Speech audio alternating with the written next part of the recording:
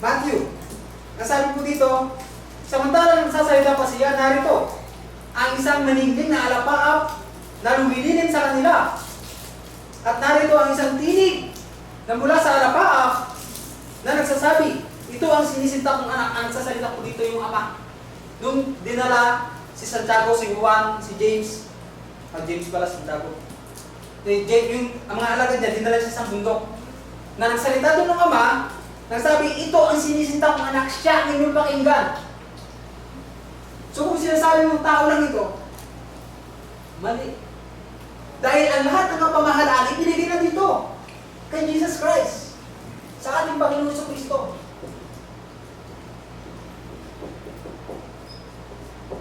Dito ibinigay lahat ng kapamahalaan.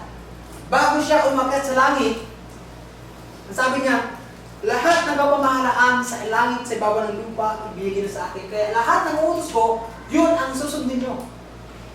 Ang sabi dito, dahil dito, magsiyaw na kayo at gawin ninyong alagad ang lahat ng mga bansa na sila inyong bautismuhan sa pangalan ng Ama, ng Anak, ng Espiritu Santo.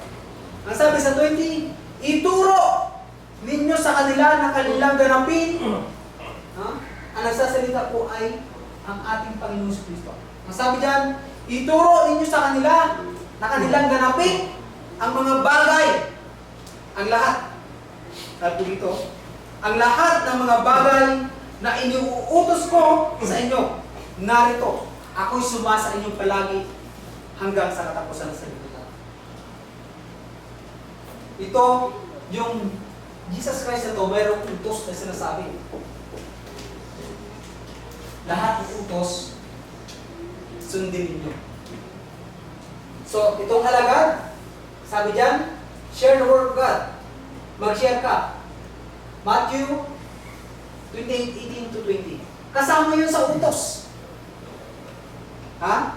Nasabi yan, magsiyaon kayo. Magsiyaon kayo. Inuutosan niya, yung mga alagad, opo. Nasabi niya, magsiyaon kayo.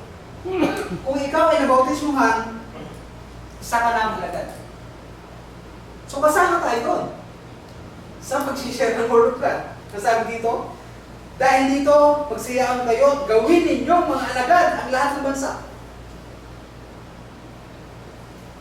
Nagagawa po ba natin ang share ng salita ng Diyos? Kahit sa simpleng pag-share lang sa Facebook, kahit simpleng pagsabi lang ng word of God sa mga natin, sa mga katrabaho natin, sa kaibigan natin.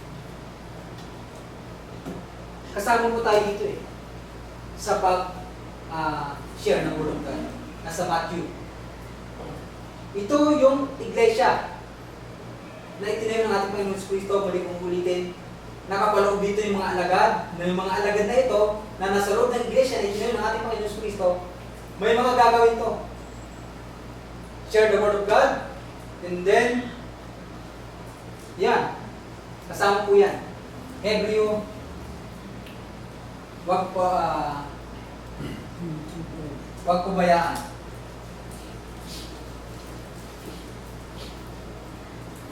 Hebrew 10:25. Kasama yan sa utos. Kaya tayo narito kahit na may masama yung panahon, nandito pa rin tayo. Kasama yan sa utos. Lahat ng utos ng ating Panginoon Kristo. Kailangan natin sundin. Pangatlo, nagagawin ng mga alagad ay yung maganda to. Read the Bible.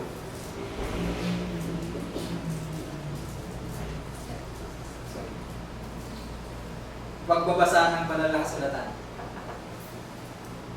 Binabasa po ba natin ang banal na kasulatan? Ang sabi ng mga preachers ng mga una,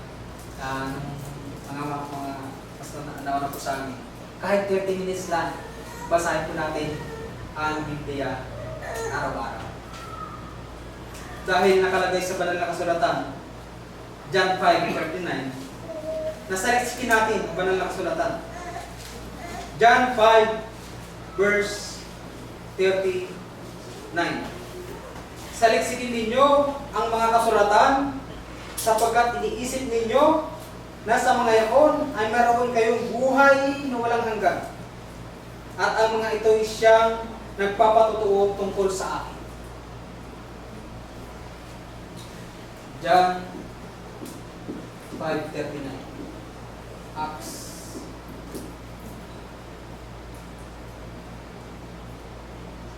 17 verse 11. Ang sabi ng Acts 17 verse 11 ay ganito po. Acts 17:11 ng Acts. Ngayon lalong naging mararangal ang mga ito kaysa mga taga Thessalonica, sapagkat tinanggap nila ang salita ng buong pagsisikap at sinisiyasat sa araw-araw ang mga kasulatan kung tunay ang mga bagay na ito. So, sa pagbabasa ng Biblia, kailangan pala araw-araw. So, dapat ito, kasi ang tao binubuo ng soul, body, and spirit. Body, soul, spirit. Yan yung tao. Na may mas malaking bahagi ang inward man o yung pagkataong loob. Itong pinapakain ito ng Word of God. Saan mo bubasa yun? Matthew 4 verse 4. Ang tao hindi lamang nabubuhay sa tinapay, kundi sa bawat salitang lumalabas sa bibig ng Diyos. Matthew 4 verse 4, datapwat siya sumagot at sinabi, nasusulat, hindi sa tinapay lamang nabubuhay ang tao, kundi sa bawat salitang lumalabas sa bibig ng Diyos. Jeremiah 15:16, ang iyong salita ay tunay na pagkain. Jeremiah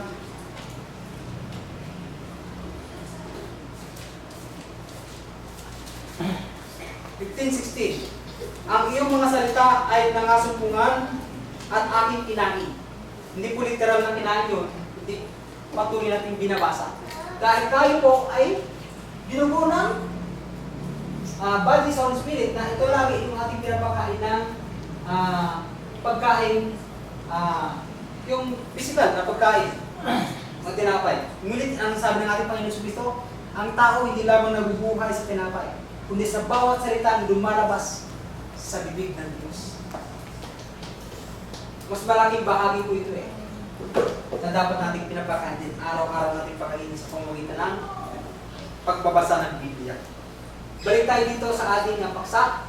Ang mga alagad na nakapaloob dito sa iglesia ni Tinin ng ating Panginoon Kristo ay kailangan mag-share ng Word of God, magpabayaan ng pagkakatipon, magbasa ng Biblia, at yung pinakalas, na pinakadakila sa lahat,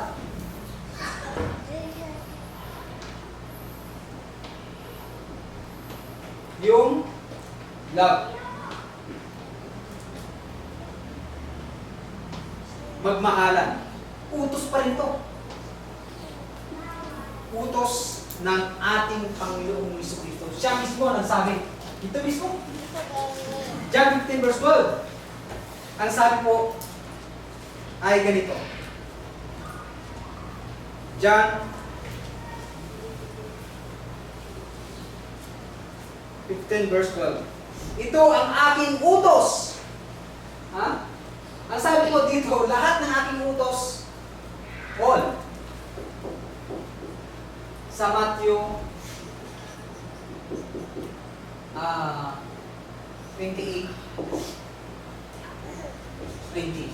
Lahat ng utos. Sabi dito sa 15:12 ng John. Kasi ang sabi doon, lahat ng utos, gawin ninyo. Ang sabi sa 15:12 ng John, ito ang aking utos, na kayo yung mga iibigan sa isa't isa, na gaya ng pag-ibig ko sa inyo. Utos na mag-ibigan? Utos po ito. Lalong-lalo na sa mga kapatid. Pinakadakila ito ayon sa 1 Corinthians 13